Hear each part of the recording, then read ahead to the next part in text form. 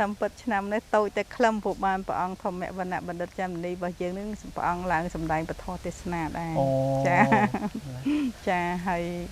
កម្មវិធីបុណ្យគឺថាថ្ងៃទី1យើងប្រុងពលីនឹងថ្ងៃអាទិត្យថ្ងៃទី2ព្រឹកថ្ងៃ22នេះមានចម្រើនព្រះបរិត្តដឹកនាំដោយសម្ដេចព្រះអាដាមបញ្ញាចាហើយបន្ទាប់ពីហ្នឹងក៏មានការសម្ដែងពធទេសនាដោយព្រះអង្គធម្មវណ្ណៈបណ្ឌិតចាំនីរបស់យើងព្រមទាំងសម្ដេចព្រះសង្ឃជាច្រើនអង្គទៀតតែសូមលាក់សិនព្រោះចាំថ្ងៃដើមខែធ្នូចាំជម្រាបជូនបន្ថែម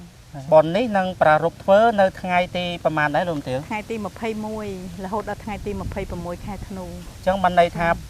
5យប់6ថ្ងៃដូចឆ្នាំទៅដែរ6ថ្ងៃចាឆ្នាំទៅ4យប់5ថ្ងៃអូឆ្នាំទៅ4យប់5ថ្ងៃឆ្នាំនេះ5យប់6ថ្ងៃអូលើសមួយថ្ងៃចាលើសមួយថ្ងៃដោយសារកម្មវិធីយើងមុនប្រពព្រឹកឥឡូវយើងប្រពល្ងាចបាទលោកទាវមុនយើងប្រពចូលរោងពេលព្រឹកបង្ហើយពេលល្ងាចឆ្នាំនេះយើងចូលរោងពេលល្ងាចបង្ហើយពេលព្រឹកចា៎តើការប្រពបុណ្យទេសនាមហាជាតិដកនៅឆ្នាំ2025ប្រារព្ធធ្វើនៅរាជធានីលង្វែកនេះឆ្នាំនេះតើមានអ្វីប្លែកខុសពីឆ្នាំតែខ្លះតែទេលោកទាវឆ្នាំនេះគឺថាយើងមិនធ្វើតែងរោងឲ្យធំហឺហាដូចឆ្នាំមុនទេយើងតែង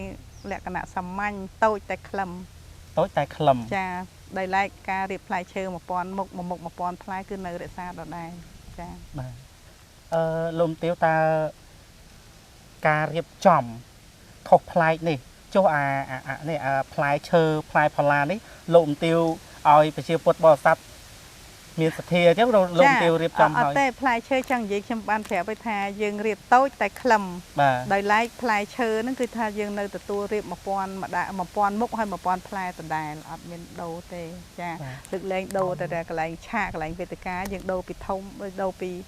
ទំនើបមកជាលក្ខណៈធម្មជាតិបាទធម្មជាតិបាទចុះផ្លែផល្លានេះមួយមុខ1000នេះសម្រាប់ឆ្នាំនេះនៅតែទទួលប្រជាពុទ្ធបរិស័ទគ្រប់ទិសទីដូចឆ្នាំទៅក៏លោកជំទាវផ្ដាច់អត់ទេបុណ្យនេះគឺមិនមែនធ្វើម្នាក់ឯងបុណ្យនេះគឺថាបុណ្យទាំងអស់គ្នាគឺធ្វើទាំងអស់គ្នាចាបុណ្យទាំងអស់គ្នាចាគឺថាសទ្ធារបស់បងប្អូនមហាពុទ្ធបរិស័ទដែលគាត់មានបំណងហ្នឹងគឺថាចូលជាផ្លែឈើចូលជារបស់ក្រៀមក្រោះចូលអីគឺថានៅទទួលជាធម្មតាគឺថាផ្ដល់សិទ្ធឲ្យបងប្អូនទាំងអស់គ្នាចាហើយបងប្អូនខ្លះទៅថាគាត់អត់មានសទ្ធាទេគាត់អត់មានបច្ច័យគាត់មកតែខ្លួនបានអត់បានឲ្យជើមកចូលរួមស្ដាប់ពធហ្នឹងក៏បានបុណ្យទាំងអស់គ្នាដែរហើយអ្នកមានសទ្ធាធំហ្នឹងក៏តាមធំទៅអ្នកតូចតាមតូចអញ្ចឹងទៅណាហ្នឹងហើយចាគឺថាយើងនៅទទួលតែធម្មតានៅទៀតបាទអញ្ចឹងក្នុងការបុណ្យទេសនាមហាជាតិដកឆ្នាំទៅហ្នឹងគឺថាមានព្រះវត្តមានដល់ព្រះអង្គច័ន្ទមនីសម្ដេចដូនផង់មានដូចជាសម្ដេចជាច្រើនអង្គទៀតបាននិមន្តមកសម្ដែងផ្ដល់អាវាតធម្មទានទេសនាអញ្ចឹងចុះឆ្នាំនេះតើមានប្រវត្តិមានសម្ដេចអង្គណាចូលរួមរកព្រះអង្គច័ន្ទមនីទេតាមពិតឆ្នាំនេះតូចតែខ្លឹមពុកបានព្រះអង្គធម្មវណ្ណៈបណ្ឌិតច័ន្ទមនីរបស់យើងនឹងព្រះអង្គឡើងសម្ដែងពធទេសនាដែរចាហើយកម្មវិធីបុណ្យគឺថាថ្ងៃទី1យើងប្រុងពលីនឹងថ្ងៃអាទិត្យថ្ងៃទី2ព្រឹកថ្ងៃ22នេះមានចម្រើនព្រះបរិត្តដឹកនាំដោយសម្ដេចព្រះអាដាមបញ្ញាចាហើយបន្ទាប់ពីហ្នឹងក៏មានការសម្ដែងពធទេសនាដោយព្រះអង្គធម្មវណ្ណៈបណ្ឌិតច័ន្ទនីរបស់យើងព្រមទាំងសម្ដេចព្រះសង្ឃជាច្រើនអង្គទៀតតែសូមលាក់សិនព្រោះចាំថ្ងៃ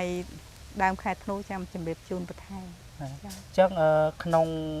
បុណ្យទេសនាមហាជាតិដកជាលើកទី2ដែលប្រារព្ធធ្វើ5យប់6ថ្ងៃនេះតើព្រះវត្តមានព្រះអង្គច័ន្ទមនីហ្នឹងនិមន្តផ្ដល់ធម្មទានទេសនាហ្នឹងប៉ុន្មានថ្ងៃដែរនោះទៀតតើនឹងសូមលក្ខការសិនអត់ប្រាប់ឲ្យចាំដើមខែទុកឲ្យប្រាយទៀតចាទុកឲ្យ surprise សិនចាស់ហ្នឹងឯងចាបាទលោកទាវអញ្ចឹងខ្ញុំត្រឡប់មកក្រោយវិញថាតើបុណ្យទេសនាមហាជាតិដកឆ្នាំនេះដូចឆ្នាំទៅមានដូចជាស្វាដូចជាមានល្ខោនដូចជាមានអីដល់លោកយាយលោកតាដែលគាត់មកចឹងគាត់សម្រាអីចឹងណាចឹងគាត់បានមើលល្ខោនមកទៅឆ្នាំនេះយ៉ាងម៉េចដែរលោកទាវដោយឡែកសិល្បៈព្រមទាំងការកម្មវិធីផ្សេងគឺនៅរក្សាដដែលគាត់ថាតូចហ្នឹងមិនតុបតែងឲ្យហឺហាដូចមុនដូចថាចង់និយាយថាលើកមុនយើងតុបតែងឲ្យ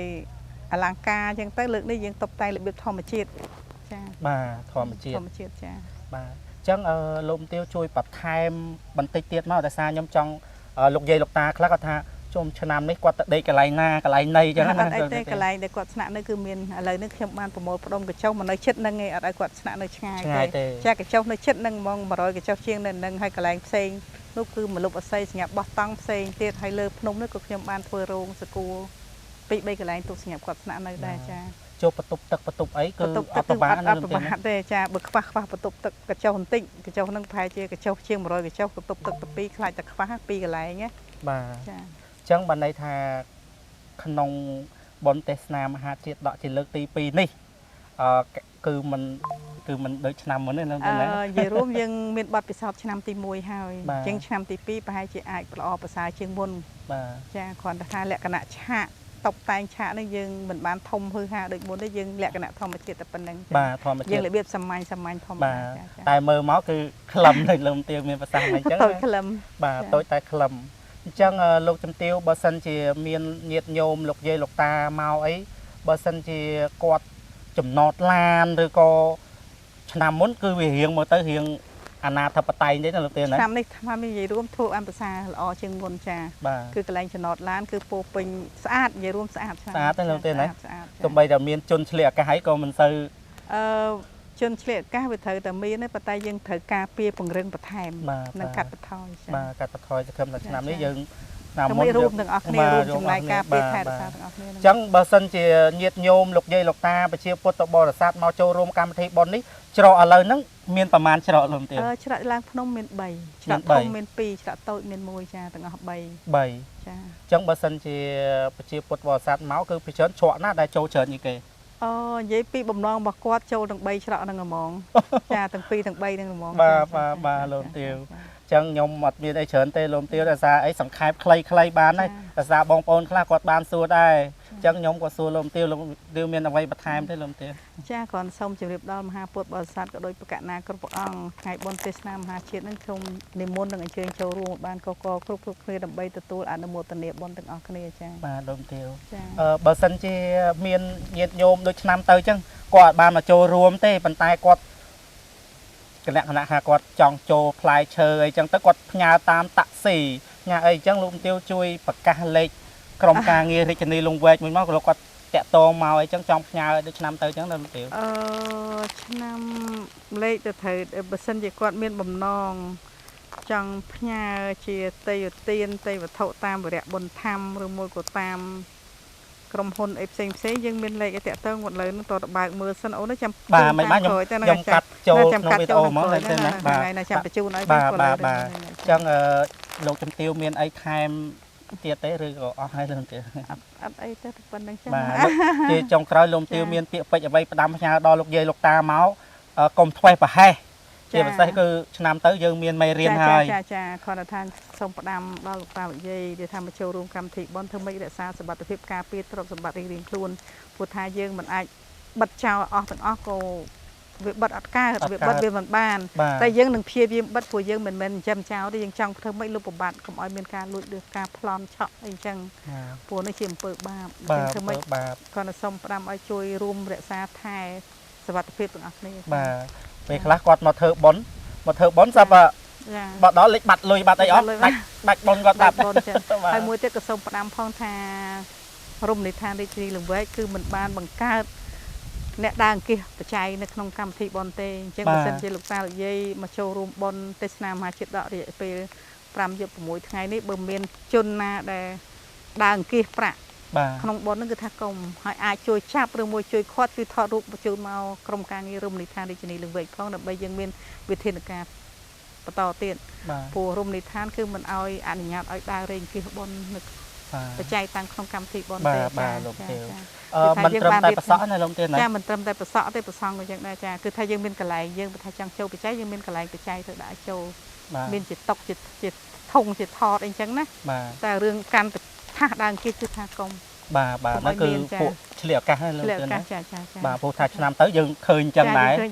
មានកធនមានកថាំងដើររេលុយពេញហ្នឹងអញ្ចឹងសូមកុំមានដូចថាទោះបីព្រះអង្គកំពុងតែសម្ដែងធម៌ទេសនាថាដើរអង្គាសបច្ច័យទេសនាក៏កុំចូលតាមចឹងថាយើងមានទីកន្លែងសម្រាប់បុណ្យទេសនាទៅចូលនឹងតើចូលនឹងកន្លែងគណៈកម្មការទៅចាយើងអាចរែកច្រើនកន្លែងអញ្ចឹងណាយើងមិនអោយដើរលកេលកោដូចឆ្នាំកន្លងមកទេចាបាទលោកទេដើម្បីជៀសវាង ជាវាងយើង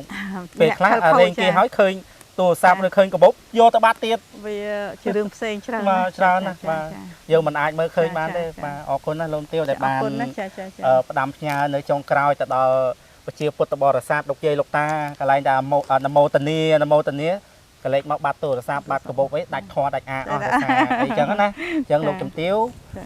គាត់បានមានប្រសាសន៍ហើយនឹងផ្ដាំផ្ញើឲ្យថារក្សាសុវត្ថិភាពរបស់របរផ្ទាល់ខ្លួនគ្រឿងអលង្ការជៀនទូរស័ព្ទដៃកាបូបអីហ្នឹងគឺរក្សាខ្លួនឯងព្រោះថាម្ចាស់កម្មវិធីឥឡូវតែរវល់អត់